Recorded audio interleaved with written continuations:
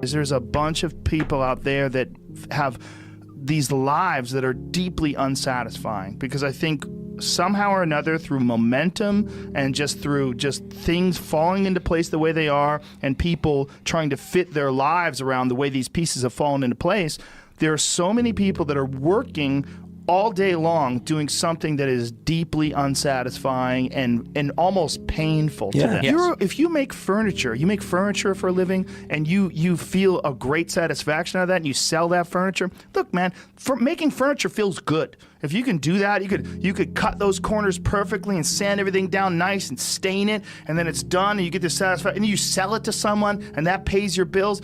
That is infinitely more satisfying than being stuck in some fucking cubicle working for someone that you don't want to work for, having to have these stupid fucking office meetings, talking to people in human resources, sitting down with your supervisor where they evaluate your job performance, and you're not really, you really need to be enthusiastic about this company. This company is your future. This kind of like, you're like, fuck, kill me now.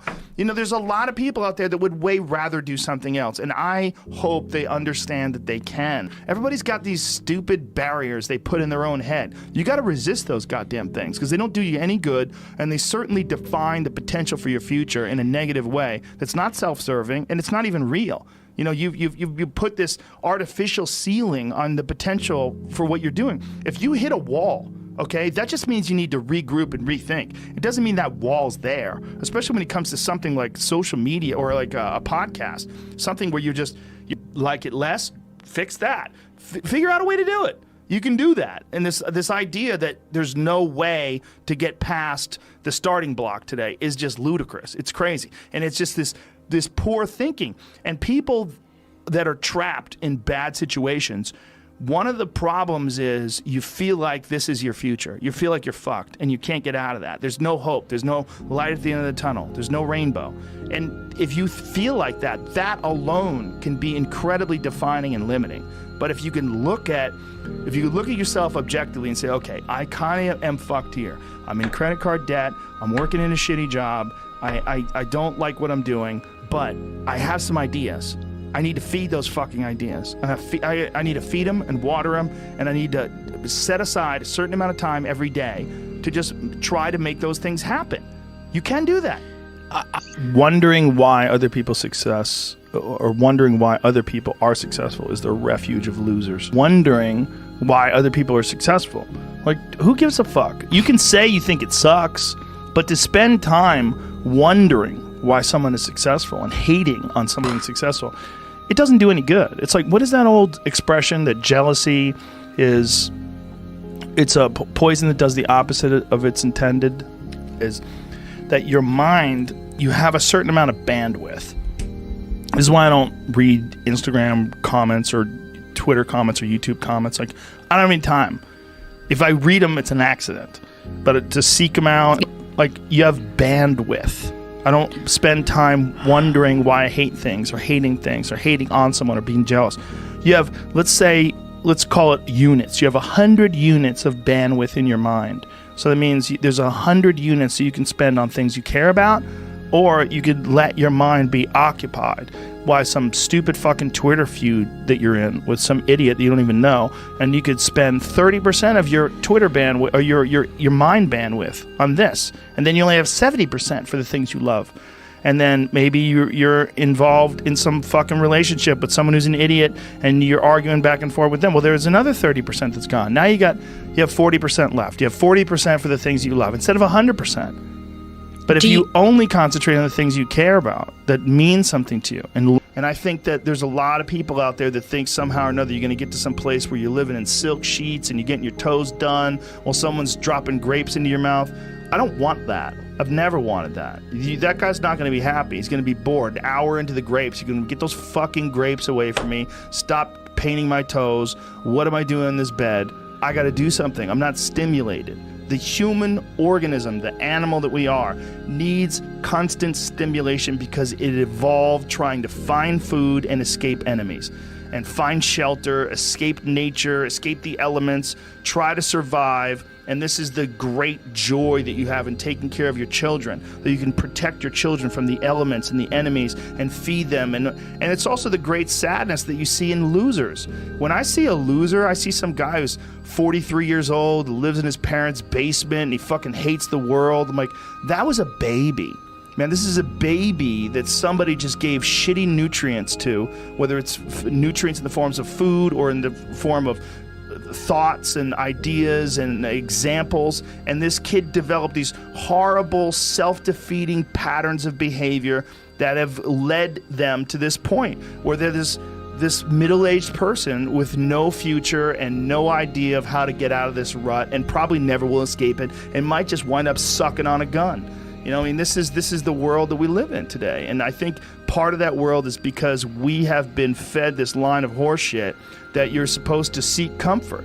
And I don't think you are. I think you're supposed to seek lessons, and you're supposed to seek difficult tasks and accomplishments. And through those things, and through doing things that are hard to do, even if it's just a fucking 90-minute hot yoga class.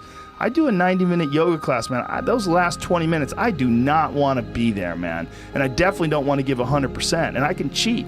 I can kind of half-ass it. I can. But if I don't, and I get through it, when that time is up and the lady says namaste and everybody gets up, I'm like, fuck, man, I made it. You know, I lost 15 pounds. My fucking yoga mat is drenched to the point where I could literally wring it out and fill a jug up with water.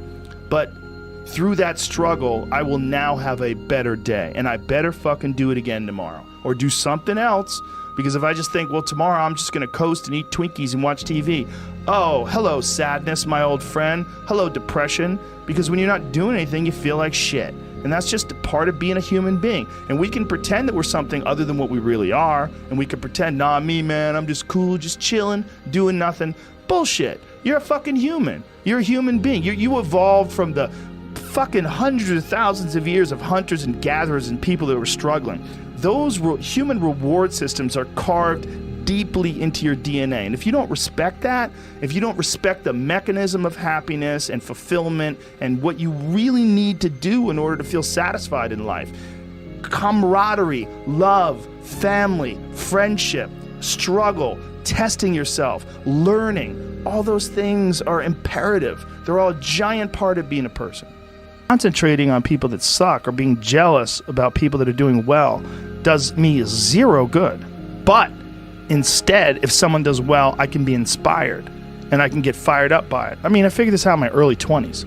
I was like, okay, this is I have a poor way of looking at it, because it's a martial arts thing. Because in martial arts, like, you can't be jealous of someone else's ability. You have to realize you might have to fight them someday. So by realizing that they're really good, you're forced to be objective about it. And you have to go to work. Like, you have to go, fuck, that guy's better than me. I got to get better. And you have to go to work. Right.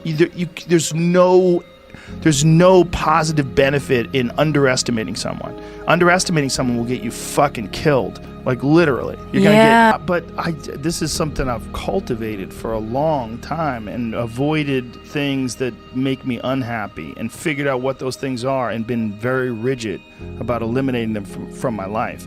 And one of the big ones is eliminating interactions with people that are negative. That is gigantic. And because I've realized that I'm not really as independent as I used to like to think I was. I used to like to think that my thought process was independent and that I don't give a fuck what anybody thinks. That's nonsense. People say that because they absolutely care what people think and it bothers them. So they say, I don't give a fuck. But that I don't give a fuck stuff is almost entirely nonsense. You do care. And you care in both ways. You care if people are critical of you, care if people are positive of you, but you also care if people are living positive lives and they're motivating you. That's a big one. People are fuel, and other people, it's one of the reasons why I like talking to people, one of the reasons why I like to do podcasts, because I get a lot out of, like just talking to you about your time in the monastery or your push to get to that 100 miles. Like, you get energy out of people like that, and you think about this energy and you think about this inspiration when you're doing other things. And it also sets in your mind that when you meet these exceptional people that move you, like, what are the characters, what are the qualities that they have, what are the characteristics that they possess, and those things become significant and important to you. Whereas if you live around a bunch of people that are complaining and bitching about everything, and they see the negative in everything, and they're always whining, those people are the opposite of that. They're the opposite of inspiration, and they're mud. You're just like, what? It's like you're up to your ankles in mud. You try to trudge through life. It's difficult. You're not light. It's not pushing you. There's not a wind at your back. The wind's in your face, and it's rough, and over time, I've learned that these people, you're not going to fix them. I used to want to fix them when I was young. I used to want to go, hey man, I see what you're doing. Like, dude, don't do that anymore. Listen, just do this and stop doing that and start doing this. And if you just work towards this, you could be successful. And then a week later, the guy's doing the same shit. You're like, okay, right. I'm wasting a significant amount of my energy on someone who doesn't want to waste any of their energy on themselves. And so managing the community and the tribe that you're in, making sure that you're a good member of that tribe, that you're doing your part, and there's a lot of cynicism in these days about inspiration and about motivation, because there's a lot of fake shit. You can go on Instagram and you see a million of these inspirational quote pages, and they're run by people that are probably depressed. You see a lot of people that are, talking about how to get ahead in life, but they're not really doing anything themselves. So there's a lot of cynicism involved in that. But there's also sincerity in it, and you can get, if you just look at it with a pure heart and a pure mind, you can get a lot of energy out of that. And when you're around happy, inspirational people that are successful, it makes you feel better and you get inspired. And if you act on that inspiration, your life will be more fulfilled. And it's not just inspirational in terms of financial success, but in terms of doing difficult things, whether it's running 100 miles, it doesn't pay you a goddamn thing other than the wealth of the knowledge that you can push yourself to such an extreme.